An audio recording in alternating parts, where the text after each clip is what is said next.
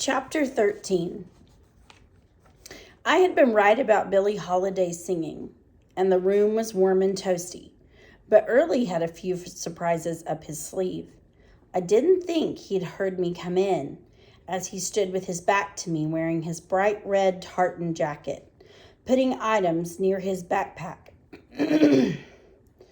Matches, a flashlight, a rain poncho, and peanut butter sandwiches, apples, hard-boiled eggs, and canned beans. Not just items, but supplies I'd forgotten about Early's quest, and I hadn't taken him very seriously about going anywhere. Compass, map, pocket knife, pocket knife, length of rope, canteen, that all made sense for a journey. But then he also packed a jar of honey, a tobacco pouch, a pack of gum, his jar of jelly beans, and a leather journal of pie notations. I was most surprised at the wad of dollar bills that Early took from the jelly jar. He rolled up the bills and put them in an empty can of beans, placing the tin lid on top and securing it with a rubber band. He was definitely packing for a journey of quest-like proportions.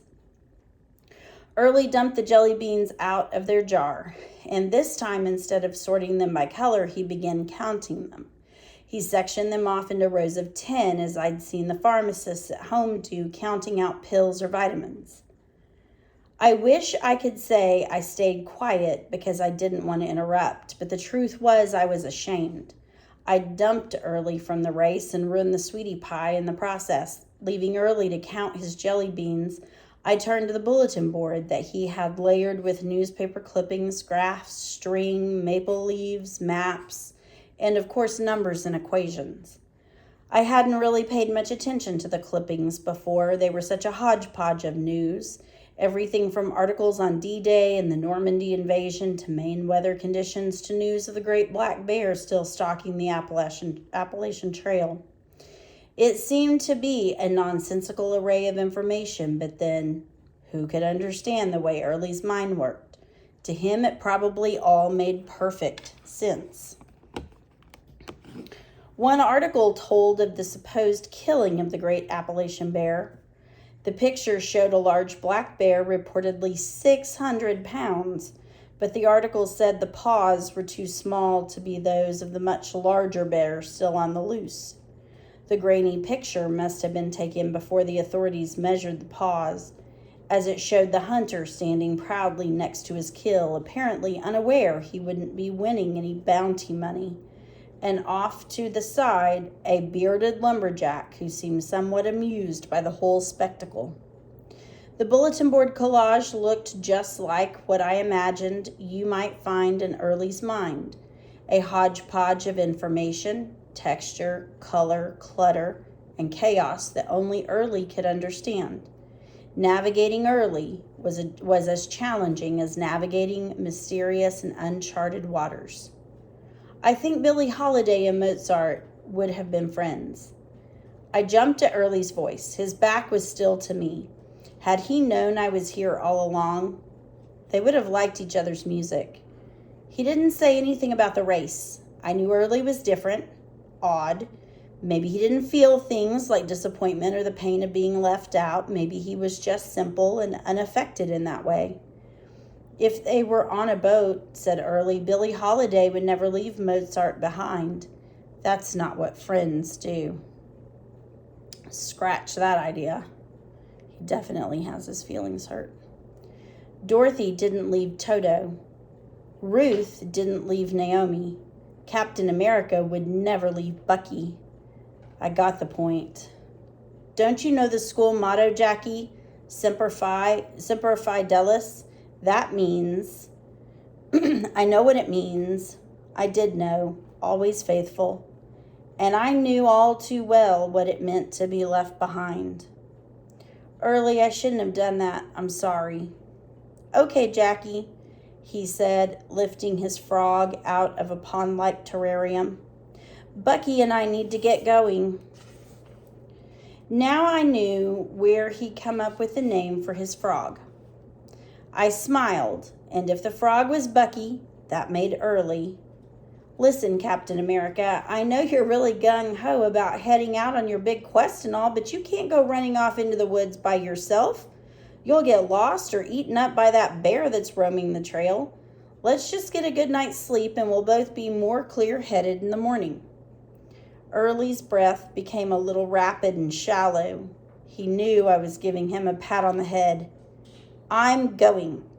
He meant it. He's lost and I have to find him. I was tired, but the thought of going back to my room in the empty dorm was unbearable. He'd probably only be out for a few hours anyway. All right, I said, I'll go with you, but we'll have to leave Bucky here. There was a pause. Then Early picked up the frog. Friends don't leave friends behind, Jackie. He put Bucky in his pocket, then picked up the coxswain seat. You row, and I'll navigate. Let's put this on the boat. Suddenly, I had a knot in my stomach. He planned to go by boat up the Kennebec River. Or the Kennebec, maybe. I thought he knew I'd ruined the sweetie pie. I swallowed hard.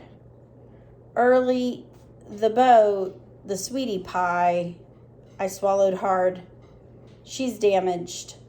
I ran her against some rocks. You were there. I know you called out commands for me to get back, but I almost sank the whole thing.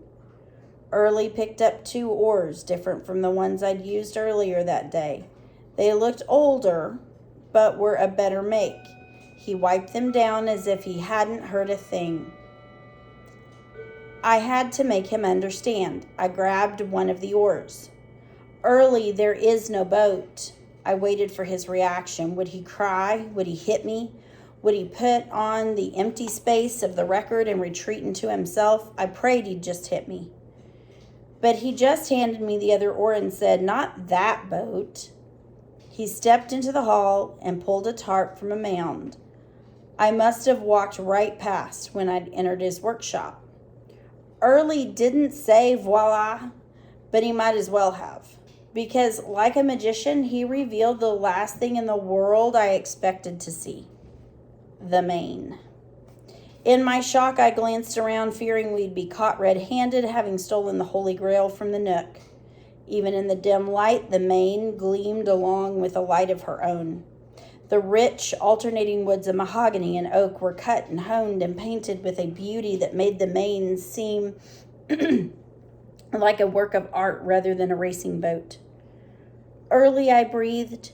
You can't take that boat. It shouldn't even be down here.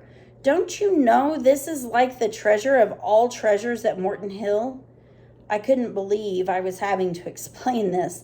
He'd been here for years. I'd been here only 2 months.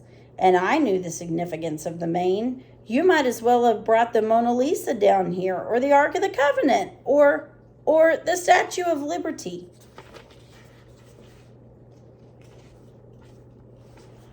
Early busied himself folding up the tarp. How'd you get it here? I asked. You couldn't have carried it by yourself. Mr. Wallace helped me on the condition that I don't tell anyone he took more than a few swallies during the storm this morning. He doesn't like storms. They make him nervous. I don't care how many swallies Mr. Wallace had taken. Early, don't you know whose boat this is? I spoke to him kind of slow, as if he were a simpleton. It belonged to someone who is a legend at this school. He was a student here and then went off to war. Surely you've heard of him? They call him the Fish. Early stood, looking straight into my eyes, as if he couldn't understand what I was so intent on getting across to him, and finally he spoke. I know who he is. His name is Fisher. He's my brother. To say you could have knocked me over with a feather would be putting it mildly. This didn't make sense. Heroes and legends didn't have brothers, did they? No one ever talks about Sir Galahad's brother. Superman had 2 sets of parents, but as far as I know, he didn't have a brother. The Lone Ranger had Tonto, but no brother. Uh-oh, I was starting to think like Early. Then I realized something. This was coming from a kid who had conjured up a whole story about a number. He probably knew full well who the fish was and had created this fantasy world in which they were brothers. I put my arm on Early's shoulder. Okay, let's say he is your brother. That doesn't mean you can just take off with his boat, does it? It's not just his boat, it's our boat.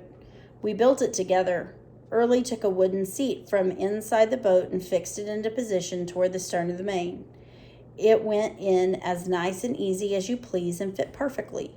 We'd had to do some heavy-duty finagling to get the coxswain seat to fit right on the sweetie pie, but it hadn't been designed for one. But the main seemed to have been designed to hold not just any seat, but this very one. If it was true that Early and the fish were brothers, why hadn't any of the other boys mentioned it? There had been plenty of talk of Morton Hill's great athlete and fallen war hero. Why hadn't they said anything? I already knew the answer to that.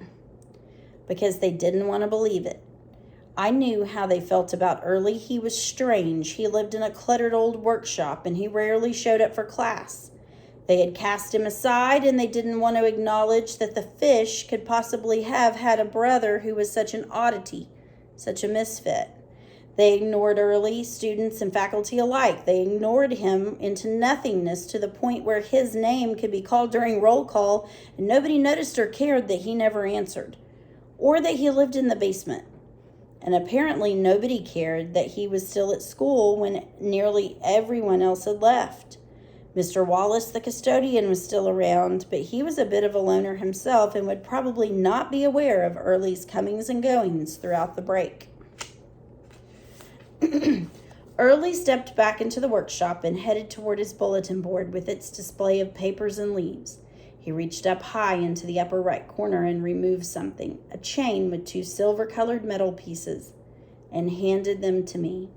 Dog tags, a soldier's identity tags, worn around the neck. I touched the raised letters on metal that spelled out a name, serial number, and hometown.